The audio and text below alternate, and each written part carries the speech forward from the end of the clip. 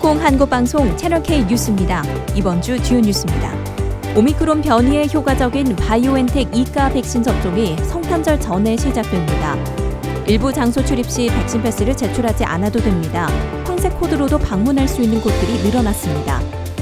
내년 여름이면 팬데믹 이전의 일상으로 완전 복귀가 가능할 것이라는 전망이 나옵니다. 중국이 입국자 대상 검역 지침을 완화했습니다. 시설 격리 5일, 자가 격리 3일로 기간이 줄었습니다.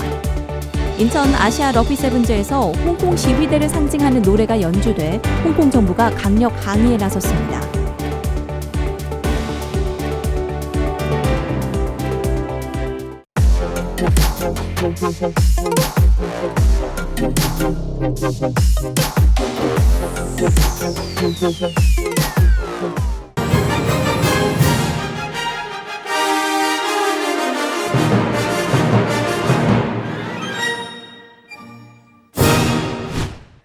첫 소식입니다. 오미크론 변이에 효과적인 바이오엔텍 2가 백신이 빠르면 11월 말 홍콩에 도착해 성탄절 전에 접종이 시작될 예정입니다.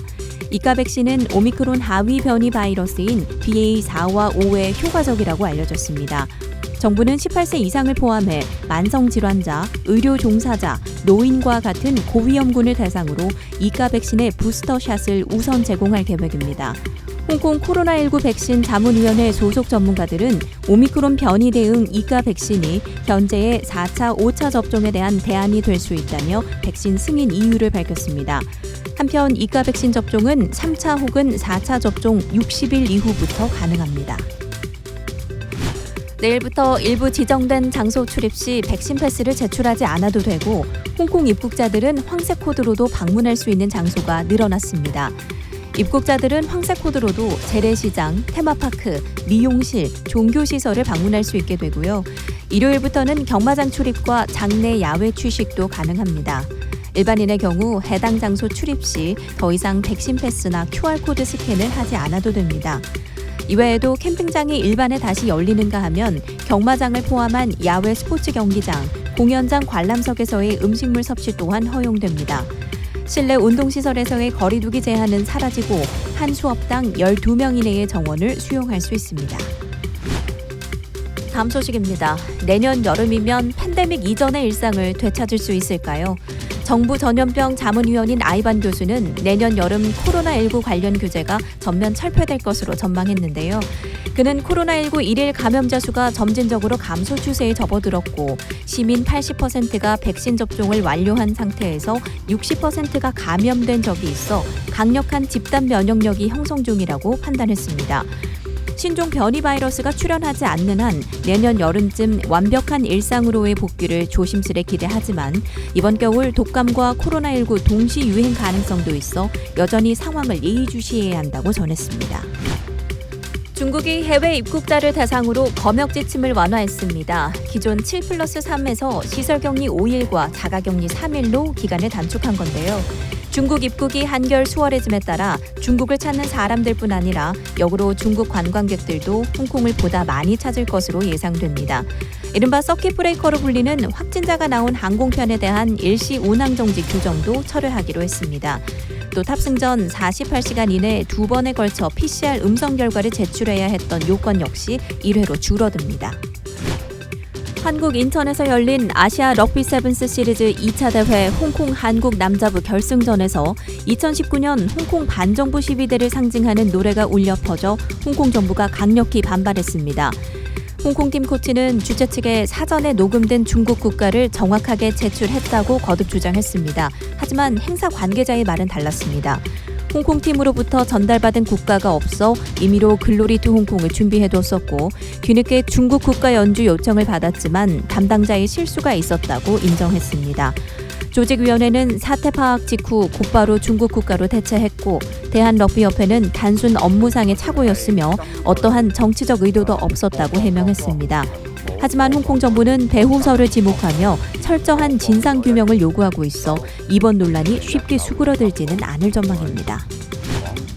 캐세이 퍼시픽 항공은 2024년 말까지는 항공사 운영을 팬데믹 이전 수준으로 되돌리기 힘들 것이라는 전망을 내놨습니다. 팬데믹 기간 세계에서 가장 엄격한 여행 제한 조치를 고수해왔던 홍콩. 지난 9월에서야 모든 국제 입국자에 대한 의무 검역을 철회했죠. 이 같은 엄격한 제한 조치로 관광, 여행에 의존하는 비즈니스가 큰 타격을 입었습니다. 오거스터스 탕 캐세이 퍼시픽 CEO는 올해 말까지 팬데믹 이전 여객 수송 능력의 최대 3분의 1로 운영한다는 목표를 세웠는데요. 하지만 팬데믹 이전 운영 수준을 완전히 회복하기에는 다소 많은 시간이 걸릴 것으로 예상됩니다. 캐세이 측은 2024년까지 전염병 이전 수준을 회복하는 것을 목표로 내년 말까지는 약 70%의 가동률을 기대하고 있다고 말했습니다. 올해 홍콩의 GDP가 3.2% 감소할 것이라는 전망이 나왔습니다. 지난 8월 전망치에서도 하향 조정된 건데요. 자정 적자는 1,000억 홍콩 달러에 달할 것으로 보입니다. 안팎으로 시장 상황이 악화되는 반경에서 법인세 감소, 주식 및 부동산 시장 침체와 함께 인지세 감소 등이 재정적자 심화의 주요 원인으로 꼽힙니다. 정부는 경기 침체가 장기화할 경우 현재 보유 중인 8천억 홍콩 달러의 재정 준비금 일부를 전용해 소비 바우처를 추가 지급하는 방안도 검토 중이라고 말했습니다. 한편 지난 3분기 홍콩 GDP는 전년 동기 대비 4.5% 감소했습니다. 홍콩 최초로 한국어를 정식 외국어 교과목으로 채택한 무광중학교에서 지난주 한일 문화축제가 열렸습니다. 한국어와 일본어를 배우는 학생 150명이 참여했고요. 한국어반 학생들은 넷플릭스 시리즈 오징어 게임으로 유명해진 딱지치기를 비롯해 투호, 잡채 만들기, 한복 체험 등을 하며 축제를 즐기는 모습이었습니다. 이날 행사에는 주 홍콩 한국문화원, 홍콩 한인상공회 등이 함께했습니다. 이영호 한국문화원장은 오는 2025년부터 홍콩 대학 입학시험에 한국어가 제2외국어 선택 과목에 추가된다며 앞으로도 홍콩 학생들에게 더 많은 한국문화 체험 기회를 제공할 계획이라고 말했습니다. 소방청에서 재외국민을 대상으로 응급질환이나 사고 시 응급처치 관련 정보를 제공하는 서비스가 화제입니다. 상담 방법은 전화, 이메일, 인터넷 홈페이지 119 안전신고센터, 카카오톡 채널, 소방청 재외국민 응급의료 상담 서비스 등 4가지 중 편리한 경로를 선택하면 됩니다. 주요 상담 서비스 내용은 의료 상담, 처치 지도, 복약 지도 및 국내 가족 신변 확인 등을 포함합니다. 재외국민의 경우 영어로 쓰여있는 약봉지 사진을 전송하면 복용법과 주의사항, 처치법도 안내하고 있는데요. 특히 최근에는 해외에 체류하다 코로나19에 걸린 환자들의 상담 신청이 증가하고 있는 것으로 알려졌습니다. 계속해서 한인 소식 전해드립니다. 홍콩 한인상공회가 지난 12일 라마섬에서 KCSR 라마섬 자연보호 행사를 진행했습니다. 한인사회 주요 단체들을 포함해 교민과 학생들까지 총 115명이 참여했는데요. 이번 라마섬 해안 정화 활동에선 홍콩 라마섬 환경보호단체인 라이프 정글 어소시에이션의 협조가 돋보였습니다. 홍콩 한인상공회와 라이프 정글 어소시에이션이 환경보호 MOU를 체결해 앞으로 한국 기업과 교민들이 홍콩을 아끼고 사랑하는 활동에 적극적으로 동참하겠다는 뜻도 전했습니다. 지난 8일 코인 홍콩 지부는 온라인 화상회의 줌을 통해 차세대를 위한 멘토와의 만남 행사를 개최했습니다. 첫 번째 강사인 양성칠 시티대학교 뇌과학 교수는 학생들에게 3가지 조언을 건넸는데요. 열등감을 버릴 것, 유명한 그 누군가를 따라하려 하지 말 것, 적을 친구로 만들 수 있을 것, 이를 바탕으로 자신만의 방식으로 삶에 임할 수 있도록 따뜻한 용기를 주었습니다. 두 번째 강사로 나선 정재호 아토즈 법인장은 자신만의 다양한 전문 커리어 경험을 나눴습니다. 금융권 취업부터 전 부서를 아우르는 경험담, 그리고 현재의 컨설팅 업무 관련 설명까지 학생들에겐 전반적인 인사이트를 가질 수 있는 기회였습니다. 이태원 참사 희생자를 추모하기 위한 미사가 지난 10일 저녁 홍콩 섬에 위치한 긴또 주교자 성당에서 열렸습니다. 홍콩 한인 성당이 주최하고 김종호 요셉 신부가 미사를 집전했습니다. 이번 미사는 갑작스럽고 충격적인 고국의 참사를 애도하기 위해 마련된 만큼 비신도들 또한 참석할 수 있도록 공개로 진행됐습니다.